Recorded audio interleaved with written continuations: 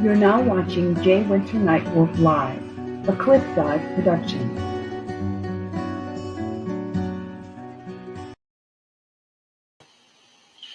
OCO and greetings. I'm Winter Nightwolf. Welcome to Winter Nightwolf-LIVE, a Cliff Dive production. My guest tonight is a brother, a gentleman, and a friend that I've known for quite a few years. And I would like to introduce you to him, but before we do that, I would like to read a little bit about him. His name is Chief Deputy Matthew FOGG, retired, United States Marshal Service. Matthew FOGG joined the U.S. Marshal Service in 1978 and soon became a highly decorated federal law officer. He was cross-designated a supervisory special agent in charge of the U.S. Drug Enforcement Administration, Joint Drug and Gun Intervention, or Interdiction Metropolitan Area Task Force. He was later promoted to inspector in charge of the United States Marshal Unit for International Criminal Police Organization, the world's largest international police organization.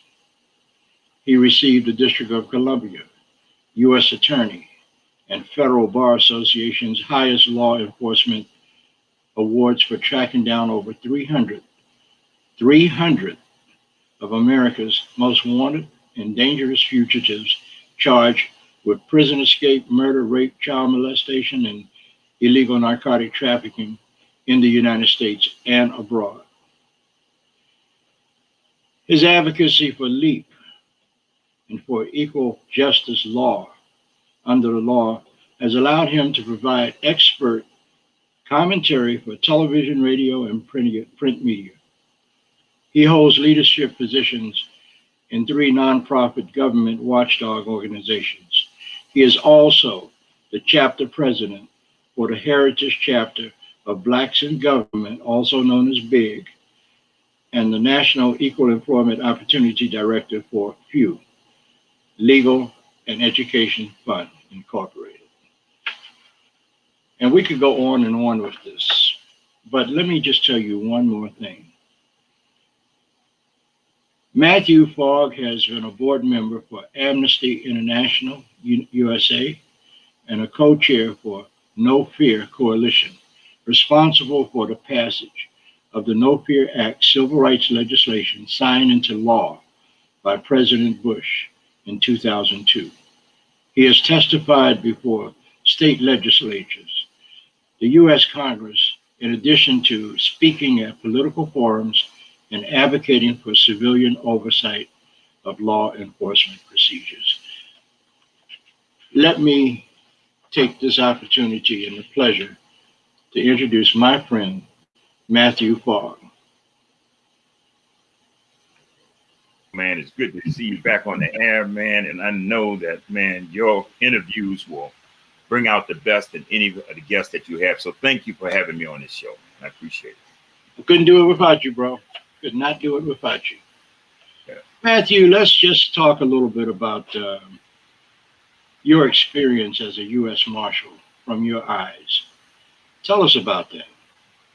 Well, as I said, as you read in the bio, I joined in 1978. Now, I'm from Washington, D.C., so I grew up in the civil rights movement, basically in the 60s, and I had issues. I was able to go down. I was a young kid and be able to go down to Washington Monument, hear Dr. King give his famous speech.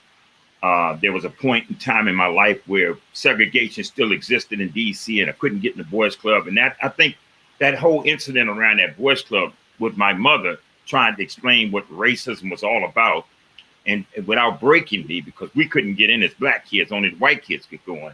But I always remember her telling me one thing. She said, son, don't you ever let nobody tell you you're not as good as any other kid. And I didn't understand that part. I said, okay, well, fine. But when those tears rolled down her face, then I understood what she was, I didn't understand why she was crying, but I realized later what she had been through and what she wanted me to do was take a stand. And she said that last word.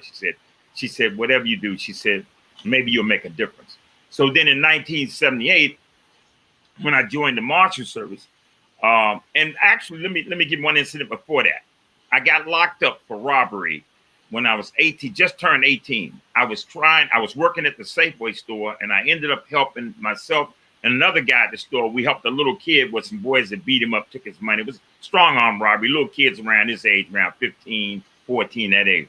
They beat him up. So the manager said, just call the police and let them come do a report. They came out. The officer knew me from the year before. I worked at the precinct as a summer youth employee. So he said, Fogg, if we catch these guys, would you know who they are? I said, well, I would know their faces. I don't know their names. He said, well, I'm just going to put you down as a witness and put the other employee's name down as a witness. A few months later, when I turned 18, this white detective downtown, which I had no idea, had somehow gotten our names twisted up as the suspects, came and arrested us, charged us with robbery, went to my house. Everything I'm going to be doing in the future. Police in the backyard and front yard, take us out, handcuffed, put us in a wagon. My mom's crying. Why are you doing this? My son would never rob anybody. He gets me downtown. When he realizes the mistake that he's made, this is a Saturday morning. Instead of him allowing us to leave, he sends us over to the cell block to be processed.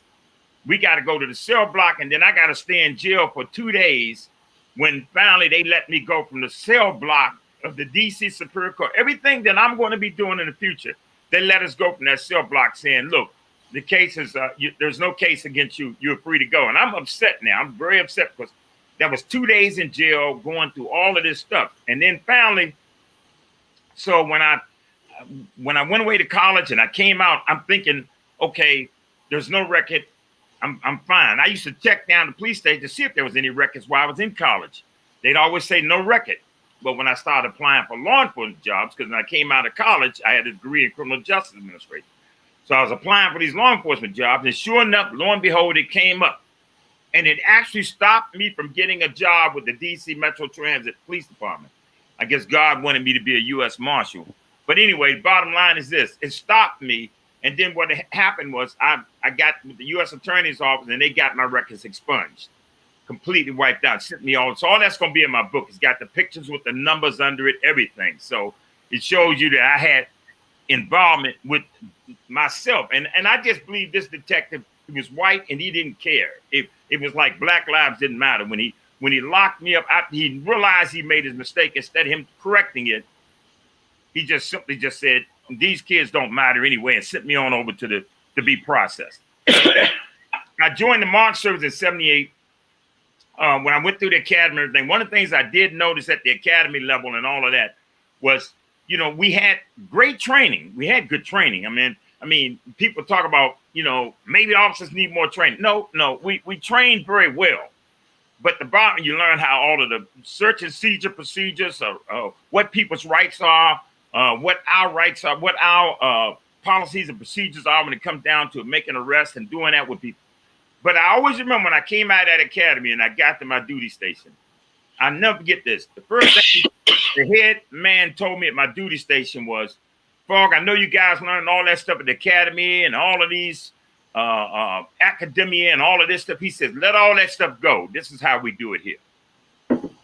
And what he was really telling me was basically, you're coming into a culture and we run our culture a certain way, and you go along with the culture, you'll be okay. So once I got in and I started seeing how we were operating and all of the things that we were doing from law enforcement perspective, and one thing about my career was I had a career that was well-rounded. I did a lot of things. One thing about Washington, D.C. is we don't have a sheriff's department. So the U.S. Marshals do everything a sheriff would do in another state or locality.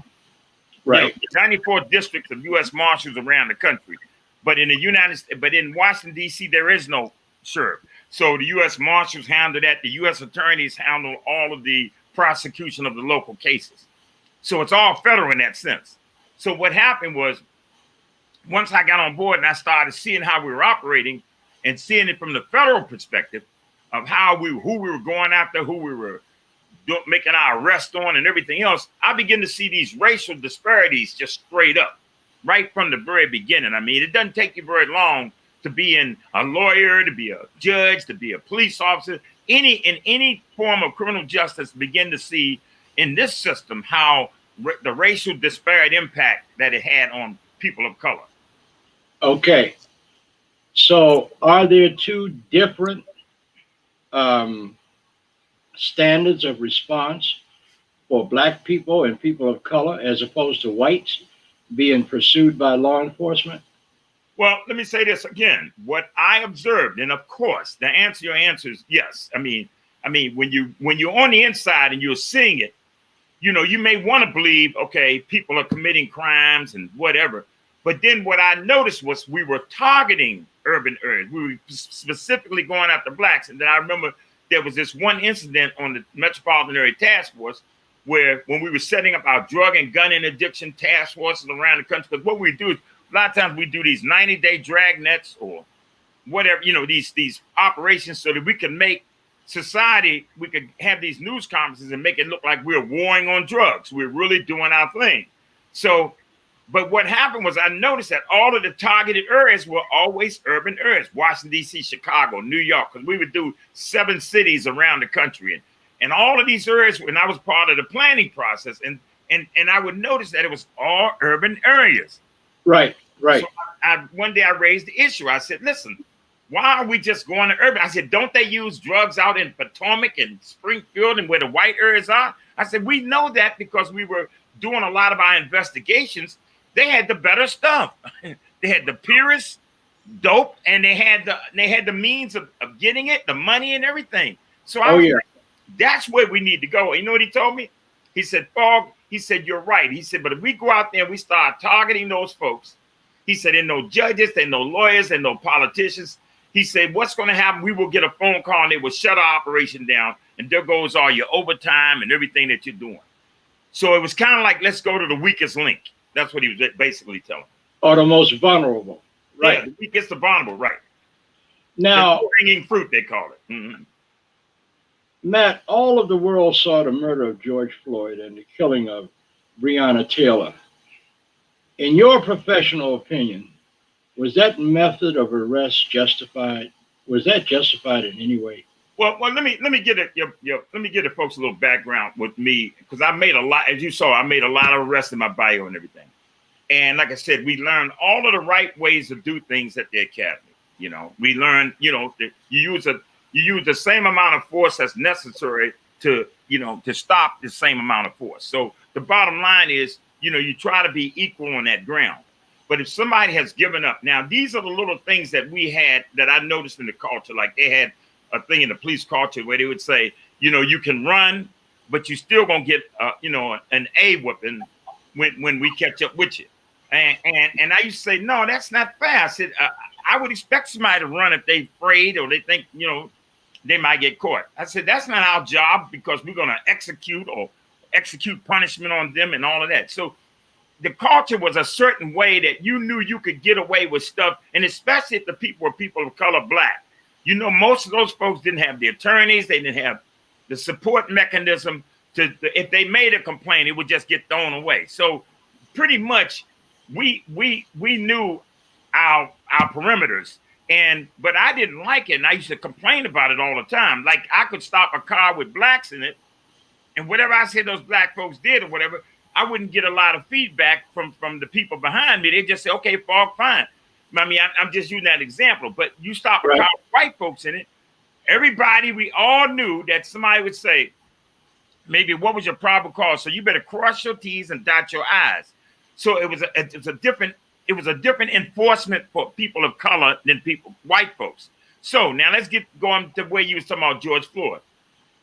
Everybody, I mean, even some of your bigots in law enforcement, people saw that and said, hey, that's a real problem out on the screen. Now they do it all the time behind what we call closed doors and when the cameras ain't on. Right. In the last few years now with these cameras, everything is now being captured where the public can see it. But absolutely, yes, the George Floyd thing was murder and torture straight up. I mean, everybody saw that. I mean, the man is saying, I can't breathe, or you got your foot on my neck. And the same way with the gentleman in New York, Reggie, I can't think of his name right now. But when they choked him to death, It was the same thing. It was, and I was on CNN discussing that. And basically, what was happening was, when you look at that situation, the guy was letting them know he could not breathe. Now, that particular chokehold they used, the New York commissioner, the police commissioner, had outlawed that chokehold and said, stop using it, because they was killing a lot of people because they put too much pressure in a melee, when you're struggling and all of that, and you put too much pressure on somebody, you could kill them easily. So they outlawed it. Yet here it is, this guy uses the chokehold right on television in front of everybody, and a man that ends up dying, literally almost from asphyxiation, but his heart also gave out on him. So the bottom line is, what we saw with these, we see with these incidents, we see, I think America is now seeing the racial impact of policing in America. They're seeing this double standard, this double divide, and where Black Lives Matter is now coming forward. And that's one of the things that made me go forward and challenge the U.S. Justice Department and win a major lawsuit against race discrimination. Now, to take on the DOJ and to be internal, you got to work with these same people.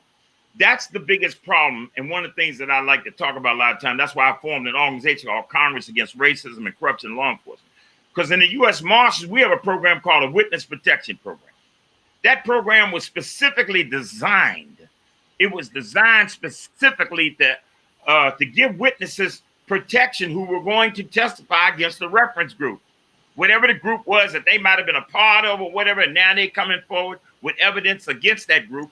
Yes, their lives are in danger. Now, imagine how much your life is in danger if you're a law enforcement officer and you're on the job working with these people, and yet at the same time, you're blowing the whistle on the improprieties and all the things that they're doing wrong, and their little things of throwing dope on people and everything else. On top of you dealing with discrimination on the inside, where in our rank and file, where in order for blacks to be promoted, we had to be 10 times better than the white person. So it was all of those disparate impacts that not only was it happening internally, it was also being transferred to the street with the attitudes and how we were making our arrests. Okay. I'm looking at your sign behind you, Bigots with Badges. That's a book that you're coming out with in the near future, right? That's correct. That's also your website, bigotswithbadges.com, right? There you go. So if people want to check you out, just go to that. I read it, and man, the stuff on there, it just blew me away. Right. But you know, we were talking about George Floyd, and we were talking about the other brother in New York that got choked out for selling cigarettes. What about Breonna Taylor? What about the black women that are victimized? Well, I mean, she happened to be a female, and that is true, but she was black. That was the first thing. And what I'm saying to you is, the tactics that we would use to do a lot of our warrants, the stuff we could do in urban areas, you better not go into no affluent or no white area and do the same thing. Now, Breonna Taylor was actually an official with the what was she? I think EMT. Yeah, EMT. Yeah. Yeah, she was, and so she worked for the government. But this is the thing. What we would find is a lot of the warrants that when they would serve these warrants, they would have, mediocre information at best. And but judges would sign off on a lot of these warrants if it was mainly in minority areas. Again, that's what I'm saying to you. You could, the way the drug laws was written, the way we were actually interpreting these laws when it came down to informants, you could literally get away with murder. You can get away with just about anything, because basically you could get an informant and say, well, he's a reliable informant, and the informant can tell you something wrong. So, well, cops say, well, we went on what a reliable informant told us. What makes them reliable? So it's a lot of discretion in who we want. If we want to get a particular person or target somebody, it's a lot of ways you can do that, and you get away with it in law enforcement. Now with Breonna Taylor, yes, we know now they went to the wrong location.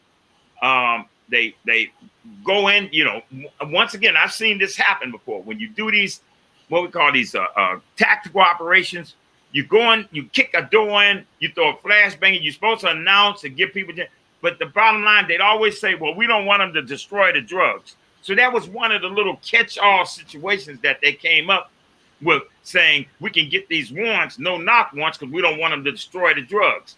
But what you would wind up doing is kicking in doors that most of the time be young kids in there, people in there that have nothing to do with this stuff. You're throwing a flashbang in the house, a loud boom you're never going to forget that. If you're a child and one of those flashbangs goes off, you will never forget it. So you talking about with Breonna Taylor, you're talking about guys went in, they were supposed to knock, but the word was they didn't say who they were. They just hit the door, and I've seen that happen a lot of times. They claim they knock, but they don't knock. They don't announce anything. And then you go running in there. Most of the time, if you got on tactical clothing, you don't have something on that automatically might say police up front. And if you late at night and you trying to sleep, yeah, if I carry a gun. If somebody come running my house, yeah, that's the first thing I'm gonna try to do is defend myself. So what happened here was it was just a terrible situation. But what I'm saying is part and parcel of the way we operated all over the country. Breonna, Taylor was just one of many incidents that have occurred in that manner. But you know something I've never seen, Matt? I have never seen law enforcement apologize for any mistakes that they made. Right. I mean, what the hell puts them above the law? Well, the bottom line is because it gets legal.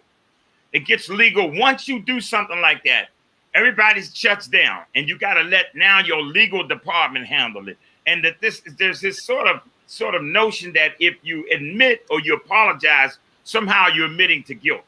You're wrong. So they hold back on saying we apologize because they started to look for ways to defend themselves. Well, our guys knocked, our guys did this and did that. And what I found out in law enforcement, you don't have oversight to make certain that you're watching what we do.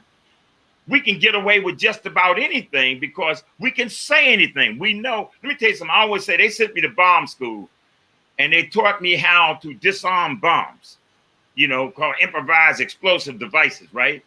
And I'm like, well, why they teach me how to disarm them? They're really teaching me how to make one. So what I'm saying to you is the same thing in law enforcement. When you go through the academies and you learn all this stuff in the training, you are also learning how you can also get away with doing what you want to do and come up with the right words and say the right things that will justify you killing anybody with impunity. You can justify it in law enforcement. And so they're not going to apologize. No, they want it because they're afraid if they do that, it will immediately look like they were wrong. And the first thing law enforcement does is tries to protect itself. Okay. Now, Matt, since we're on the subject of racial disparities, right? You and I both have worked on something in the past. I'm Cherokee, Shoshone, Taino Indian. You're Black and Cherokee, okay? And I think you know where I'm getting ready to go with this ball, right? I'm throwing it in the court. Changing the name of the Washington football team. Right. What is your take on that?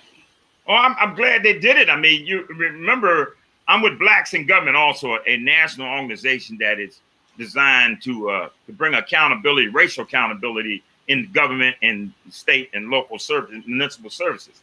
So one of the things was that we had some complaints from Native Americans that were working for the government that was saying, they felt that name was very racist. And once you did the history on Redskins, you understood where it really came from. It just like using the N-word, to us. So the bottom line was, people started protesting and saying this was causing them to have be in a hostile relationship environment. If they're able to put this word up and people running around all, with all of the emblems and everything. So we, as Blacks in Government, we did and I led this thing. We did what was called a resolution so that the national organization would take a stand against it. We did take a stand against it. We got with the Society of Indian American Government Employees, which is called SAGE. We all got together as a group, as a coalition, and we spoke out against it. The National Coalition for Equity and Public Service, all of the government watchdog groups such as Blacks in Government, SAGE, Federally Employed Women, all of them got together and said, this is enough. Enough is enough. So we actually not only did we do a resolution to write the president to tell him to please have them to stop using the word on all government facilities. We also did a press conference, and you recall we did that out in front of the stadium of the Washington Redskins, where we actually got out there and basically protested the name, and it was a lot around it, but we were definitely against it. Well, you know, you and I have been friends for a while, and I never got a chance to thank you personally for what you did by getting big involved in this, because it was your organization, Big, that actually took the first step to get out there, along with all the hell that I raised. Right. So thank you, bro. Right. Yes. So let me jump in for a second. Thank you, Matthew, for being on the show. Redirect you just a little bit. You tracked down more than 300 of America's Most Wanted during your career. Right. Of those 300, I don't know if you're allowed to say names, but of those 300, you're not allowed to say names? Well, I mean, I guess I could. There's some people that I was involved in the arrest. Yeah, I could say names. Yeah.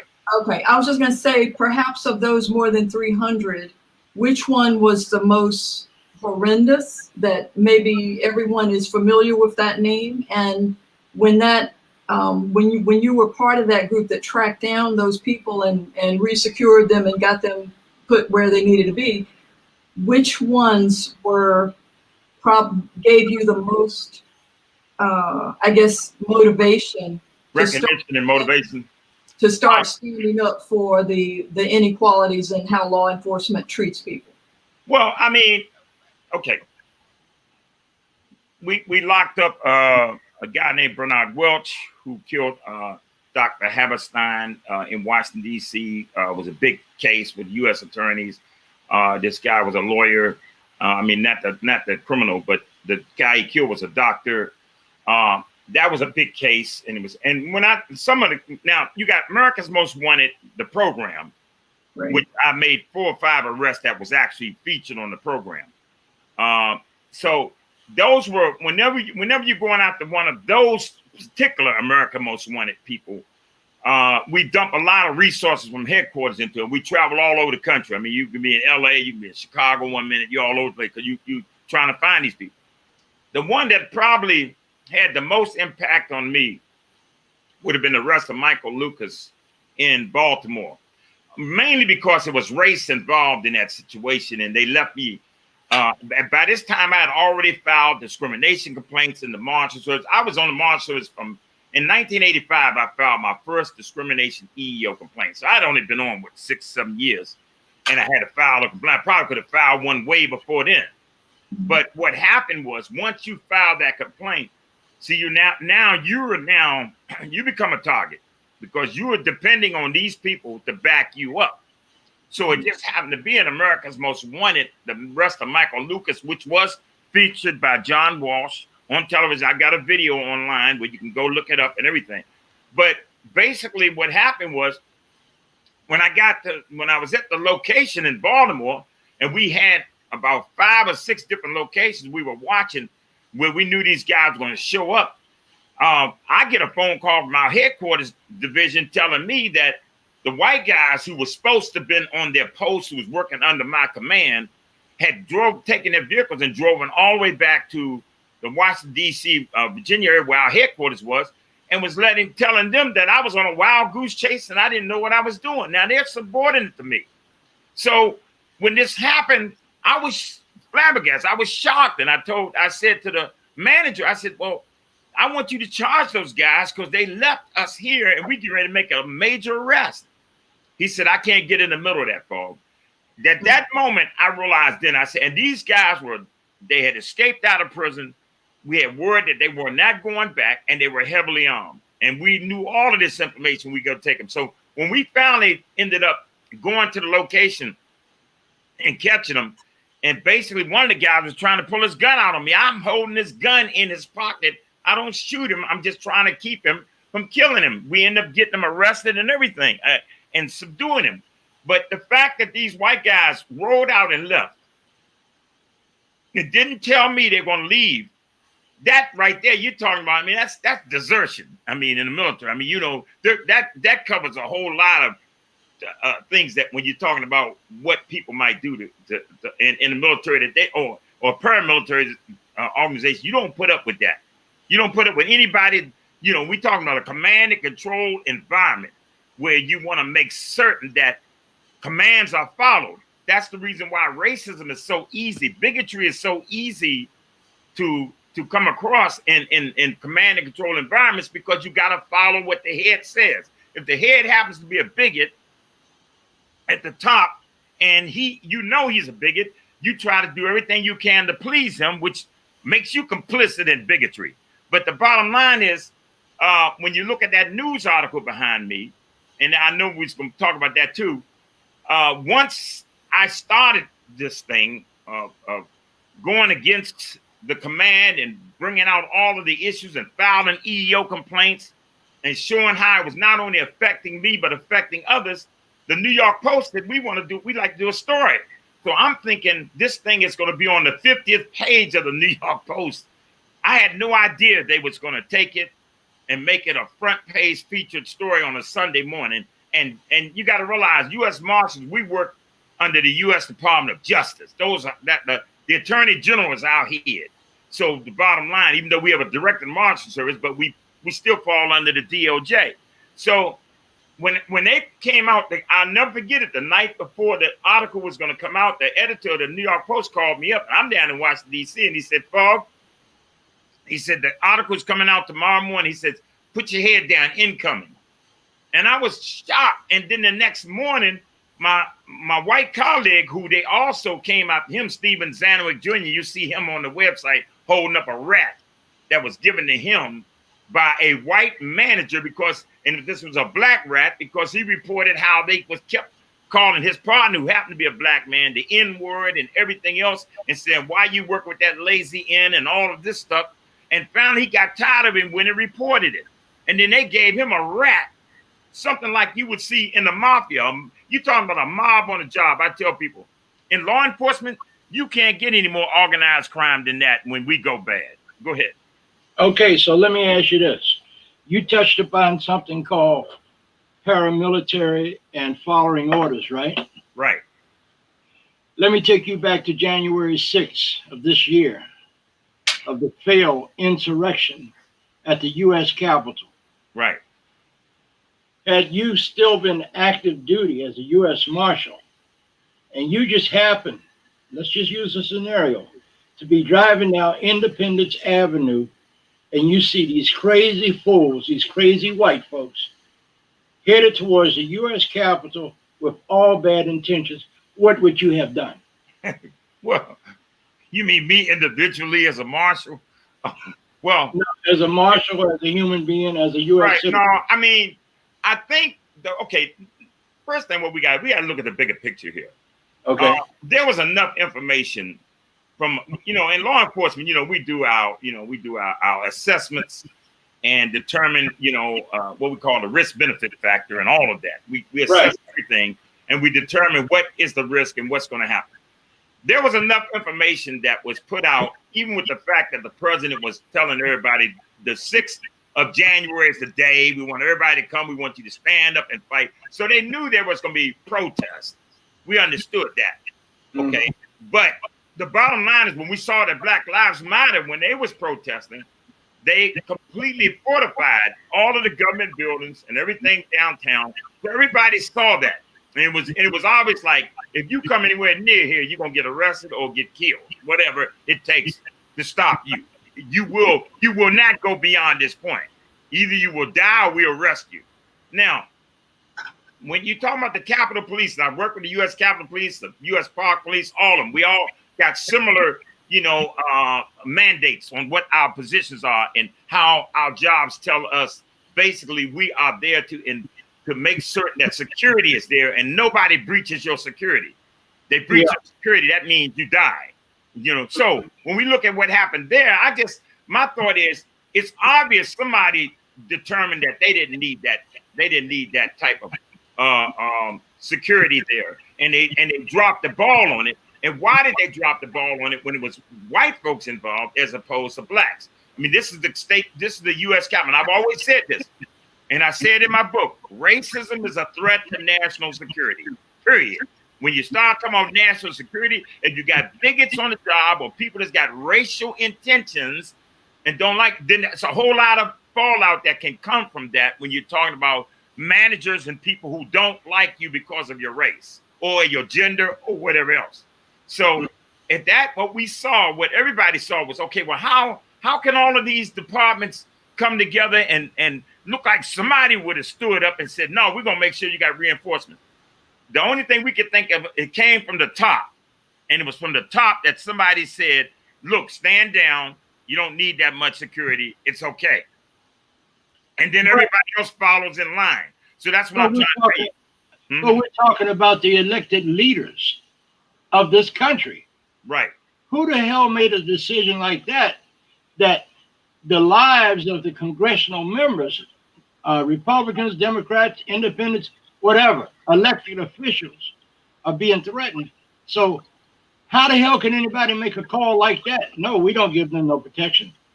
Well, I see, again, Jay, I don't know if it was like we don't give them no protection. I think what it was that somebody just said, stand down. Like, look, in law enforcement and military, if you're walking up the wrong side of the street, right? And who's going to be the one to yell out, why are we going up the wrong side of the street? If that's where the commander wants to take us, we go up the wrong side of the street. So what I'm saying to you is that when you're in a command and control environment, stuff runs. So if somebody says, the top person said, stand down, then that means now they had security there. They just didn't have enough to address the situation that they should have been prepared to address. They definitely had, they always have security in those buildings, but why didn't they enforce this security and what we call reinforcing security, the same way they did with Black Lives Matter? So this is where it's going to come out that it's going to say that, okay, like I just read some today where the FBI put out a report saying we expect violence in advance. The FBI did this. Yeah. Come out of the Justice Department. Yeah. And yet at the same time, nobody said, let's get more security here. We know the mayor said she requested that the National Guard come in. We know they're going to get them. So somewhere from the top, we know that the bottom line is somebody was told to stand down. You don't need that security. Now, there are going to be people say, well, why is it that way? Well, we can all see the racial impact to it. We can see that we know if it had been black folks, they would have been gunning them down. It wouldn't have been no running and standing off and all that. It would have been a bloodbath out there. So everybody in America sees that. So now the question that you asked, where did it actually come from that why they did not have the reinforcements there that they needed to have? Wow. Sandra, did you have anything else you want to ask him before I drop the bomb on him? Well, I was just going to ask, your book is not out yet, correct? That's correct. It's not out correct yet. So based on that book pending distribution, have you received any veiled or obvious threats from anyone? I've received threats, not over the book, but I've received threats over my career.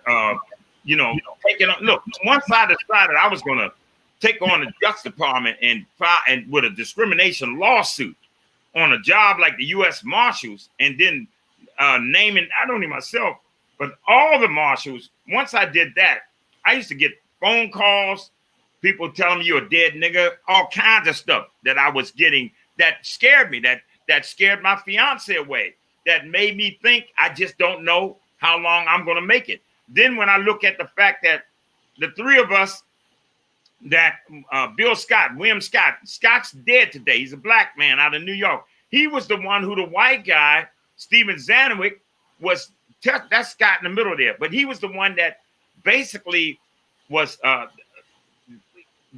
Stephen Zanwick would complain about what they was doing to Scott. And CBS News did a story on all of us. That's Bill Scott did. They did a story on all of us. And they showed the racism and how it was affecting our jobs and our assignments. All of us went, right at when Bill Scott, all of us went to court. And when we went to court, each one of us had our own trials. Well, of course, the government, the Marshal Service, the Justice Department did everything they could to discredit us. But after the trial, Scott winds up getting somebody hits his car. His girlfriend was driving. She said somebody came around the corner, hit the car, knocked the car. They went down embankment, and he breaks his neck, and he ends up dying from it. He doesn't die right away, but he dies later from it. Stephen Zanwick, they put a gun to his chest. All that's in the New York Post when you read up on some of that stuff that was happening about what was going on inside the Marshal. But they threatened his life many times. He ended up having to leave the job. I did the same way. They fired me. They did everything to me. And I went to trial where the jury came back and said the Marshal Service was a racial, hostile environment for all of us African-American deputy U.S. Marshals. And now today I'm the class agent representing all those thousands of deputy U.S. Marshals going all the way back to 1994. So I've been a change agent, but the bottom line is, yes, it has been a rocky ride, to say the least, of the fears. They've sicked the IRS on me, created a scenario that never existed. And now they're trying to correct them and say, hey, well, how did this happen? It's easily, when you're in the Justice Department, you're in levels of that high command, you can easily target anybody you want, and that's what you're dealing with here. And you followed Standing Rock a couple of years back, correct? Say it again. You're familiar with Standing Rock? Standing Rock, I'm not sure. Standing Rock. The water protectors is what she's talking about. When the Lakota people out there, you're familiar with that, right? Right. So, I know this has been a very in-depth discussion. Two things I want to ask you. Will you come back? Never. I'm just kidding. Yeah, I'll be back soon. That's all right. I know where you live. Number two, when your book comes out, on that trip that you come back, can we have an in-depth discussion about that book? And would you? It's going to hit on everything. Yeah, certainly. So would you, when you come back, would you bring copies of your book and sign them for some of our viewers? Certainly. Matt, I love you, man. You're my bro. And I really appreciate you being on the show. And I'm not going to speak for Sandra. So Sandra, you can tell them how you feel too. Well, I expected that this conversation was going to kind of set the night on fire. So Wednesday might be hump day, but tonight I think Wednesday is fire hump day. So thank you for coming on the show, and thank you so much for standing up. I'm sure it's not easy. You've had a long career. You retired from U.S. Marshals, and to be able to do what you're doing and stand up for the unrighteous treatment, treatment of people of color in law enforcement and such, it is not a simple thing. And so thank you so much for standing up and being a voice and being able to talk about it. So we look forward to your book coming out. Thank you so much. I appreciate that. One of the things you got to really, when you're in this field and all the stuff that I was going through, and it's so many things, but when you're going through it, a lot of times you feel like you're on an island by yourself. And I've seen a lot of people get destroyed. I've seen their lives get destroyed. They just go away. They're depressed. They don't want to, they just hurting. And I always said, I said, well, Matthew, you got to stay the course. You whatever happened, no matter what they do to you, you got to stay the course. Now, of course, they can take your life. But the bottom line, that almost happened in that situation over in Baltimore. I shouldn't be talking to you right now, because if that guy had got his gun out, I wouldn't be talking right now. So, but yes, it is danger. It's everything involved. But just like when I was at Ground Zero, and I had an opportunity there to say, no, I'm not going to be bothered with this because of what the government has done to me.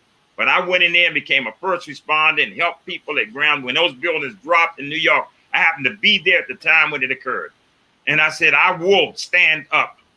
And because a lot of hurting people in that, under all of that rubble. And I went in there and started pulling people out and helping out. So my thought was, even though these things happened to me, I still love this country.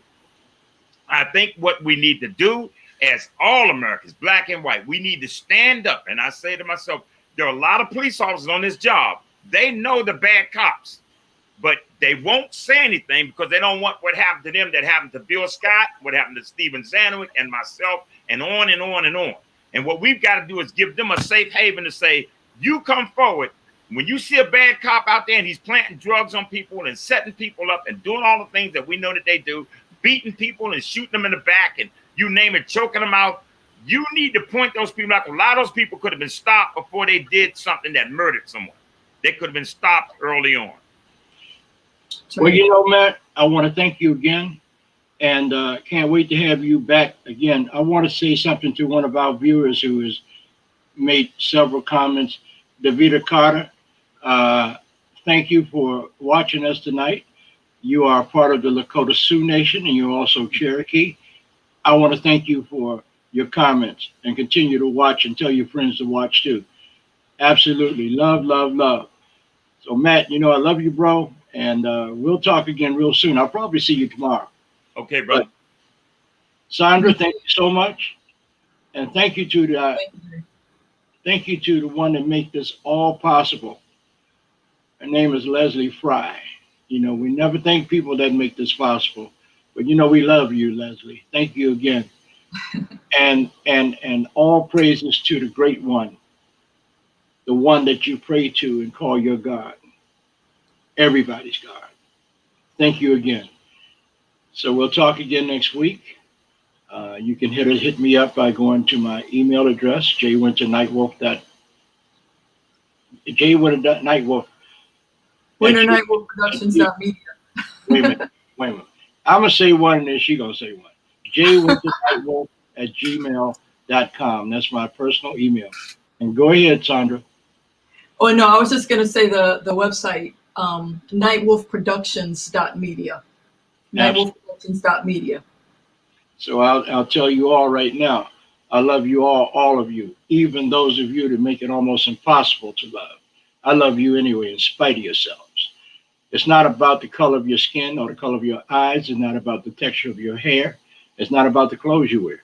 It's not about your tradition or your culture. It's not about where you are from. Do you really want to know what it's all about? It's all about what my grandfather used to always say. It's how you treat my heart. So I'll say these words to you in Cherokee.